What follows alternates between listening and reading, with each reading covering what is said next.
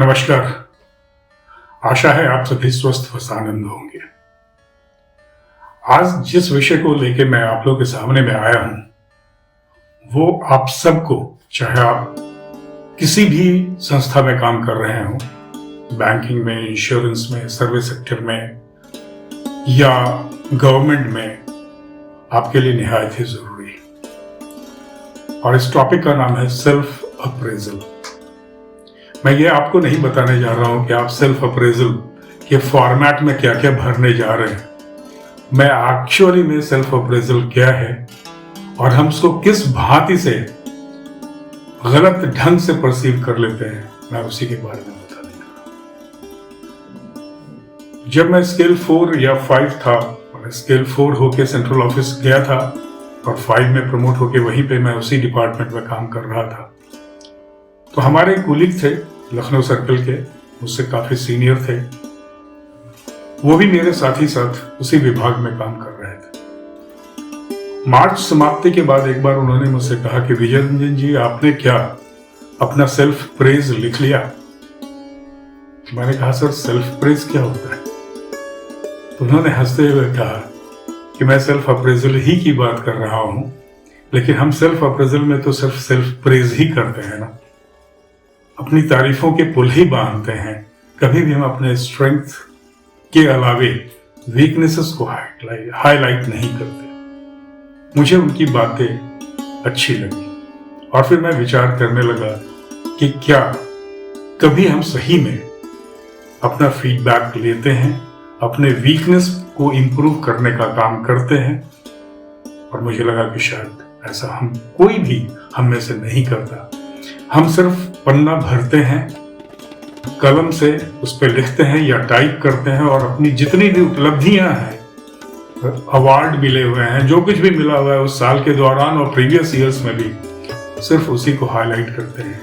हम जो फेलियर्स हमारे हैं उसको हम कभी लिस्ट आउट नहीं करते। और अगर हम फेलियर्स को लिस्ट आउट करना शुरू कर दें तो हमारा इंप्रूवमेंट जो है, एक्चुअल में जो सेल्फ अप्रेजल का पर्पस है, वो खुद ब खुद शुरू। इस संदर्भ में मैं एक छोटी सी कहानी आपको बताना चाहूंगा। ये कहानी इंटरनेट पे उपलब्ध है और मैंने पढ़ी है। ये कहानी बेसिकली, कहानियां या तो सच्ची होती हैं जिसको लोग आपके सामने में प्रस्तुत करते हैं, या फिर बुनी हुई होती है, मनगढ़ंत जिसे हम बोलते हैं। लेकिन कहानियों का उद्देश्य एक ही होता है, वो होता है हमें हमारा पथ प्रदर्शन करना, हमें गाइड करना, मोटिवेट करना, हमें बताना कि क्या सही है और क्या गलत। तो ये कहानी सही है या गलत, मैं इसमें नहीं जा रहा। इस कहानी का उद्देश्य क्या है और इसका निहितार्थ क्या है, मैं उसी पे फोकस करूंगा। एक बच्चा था, 15-16 साल का था, मेहनत करके काम करता था, कि लेबर करना चाहता था, मेहनत करना चाहता था, अपने लिए कुछ सपने उसने देख रखे थे। वो एक दुकान में गया जहां टेलीफोन की सुविधा उपलब्ध थी और उसने दुकानदार से रिक्वेस्ट किया कि क्या मुझे टेलीफोन करने देंगे, मुझे काम है, अगर आप परमिट करें तो मैं व्हाटएवर पेमेंट इज ड्यू वो दे के मैं फोन करना चाहूंगा। दुकानदार ने उसे फोन की ओर इशारा किया और कहा कि आप फोन कर लो। चूंकि फोन थोड़े से ऊंचे जगह पर रखा हुआ था तो उसने दुकानदार से एक स्टूल लिया, मांगा, और स्टूल पे वो थोड़ा सा खड़ा हो गया और तब उसने फोन की, क्योंकि इसकी हाइट कम थी और फोन ऊंचे इस पर रखा हुआ था। दुकानदार उस दिन दुकान में एक भीड़ नहीं थी तो बड़े गौर से उसको ऑब्जर्व कर रहा था। उसने फोन किया, हेलो कहा और कहा कि मैडम, आपके यहाँ लॉन मोइंग का काम मैं करना चाहता हूँ, आपके घास काफी बढ़े हुए हैं, मैंने बाहर से ऑब्जर्व किया, आप मुझे अपने यहाँ लॉन मोइंग का काम दे दीजिए। तो एक महिला की आवाज उधर से जो आ रही थी, उसने यही कहा कि नहीं नहीं, हमारे घास तो नहीं बढ़े हुए, वो बढ़े हुए थे कुछ दिनों पहले, आपने पहले देखा होगा, हमने एक लॉन मॉ करने के लिए एक लड़के को रखा हुआ है और वो अच्छा काम करता है, अभी फिलहाल मुझे आदमी की जरूरत नहीं है। उसने दोबारा कहा कि नहीं, वो आप उसको जितने भी पैसे देती हैं ना, मैं उससे कम में काम करने के लिए तैयार हूँ, मुझे काम की सख्त ज़रूरत है, आप मुझे ये काम दे दें। उस महिला ने कहा, नहीं, पैसे से कुछ नहीं होता, मैंने एक आदमी को रखा हुआ है और वो अच्छे से काम कर रहा है, मेहनत से काम कर रहा है, सिंसियरली काम कर रहा है। तो चूंकि मैंने उसको कमिट किया हुआ है तो, और उसमें मुझे कोई शिकायत नहीं दिख रही, तो फिर मैं उसे कम पैसों के लिए तो हटा नहीं सकती। This will be unethical.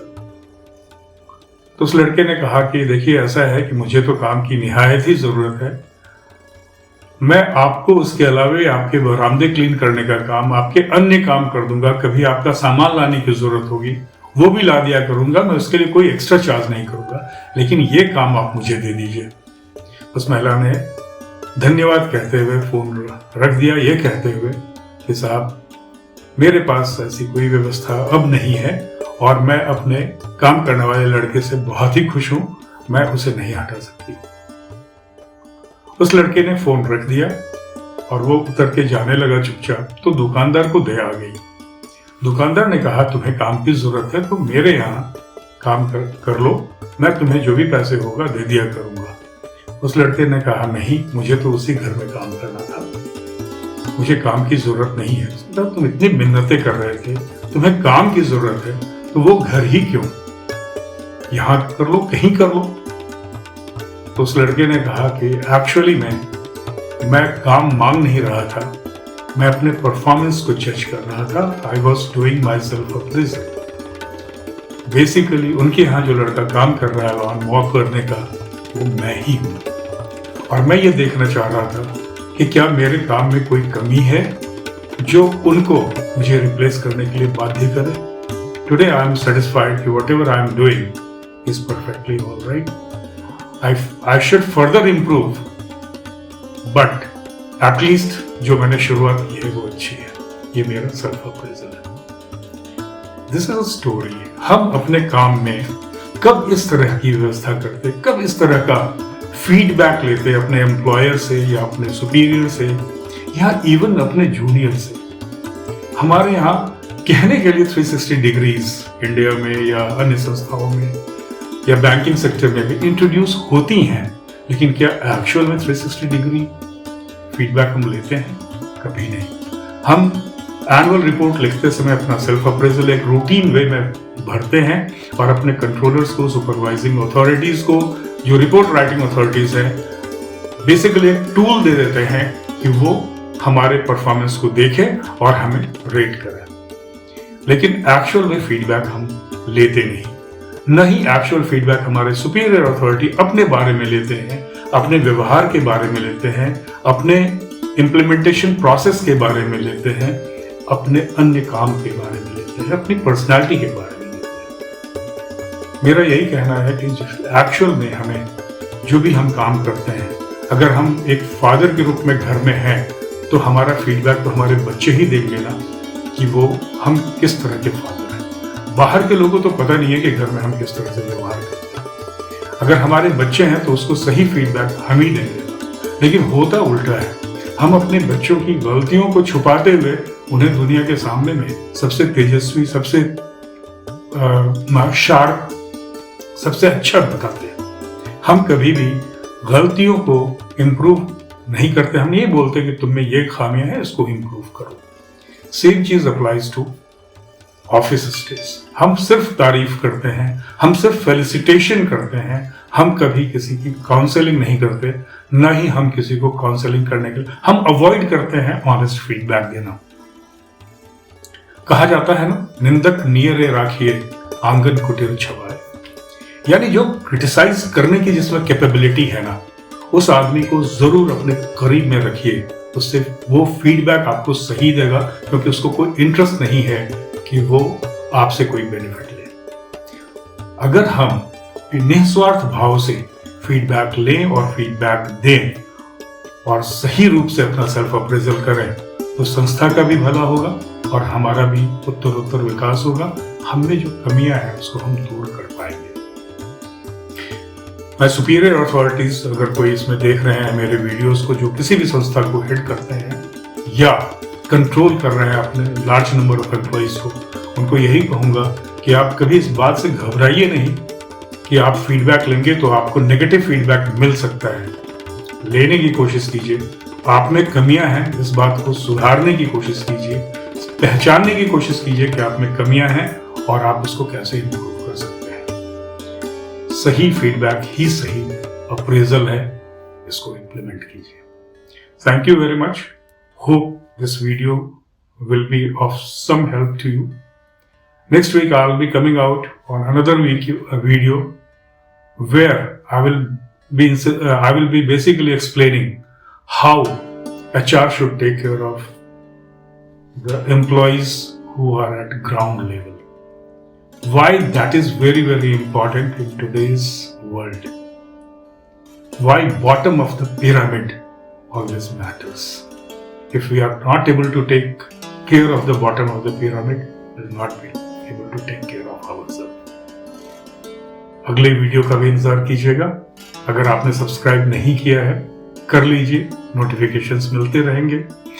अच्छा लग रहा हो तो शेयर कीजिए, दूसरों को आगे बढ़ाइए, दूसरों को भी बताइए।